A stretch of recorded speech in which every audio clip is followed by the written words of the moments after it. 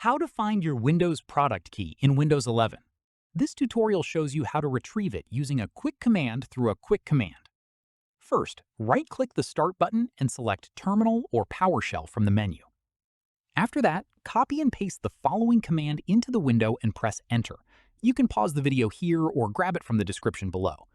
Following this, your product key will appear directly in the terminal window as a 25-character code split into 5 groups. From here, copy it down somewhere safe, like a Notes app or a document, so you have it stored for future use.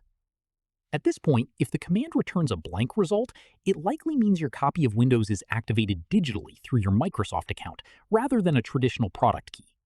In that case, your license is tied to your account, so as long as you sign in with the same Microsoft account on a new device, Windows should activate automatically without needing a key at all. Finally, if you bought a physical copy of Windows, the product key may also be printed on a sticker inside the box or on a card that came with it, so check there as well. That's how you find your Windows product key.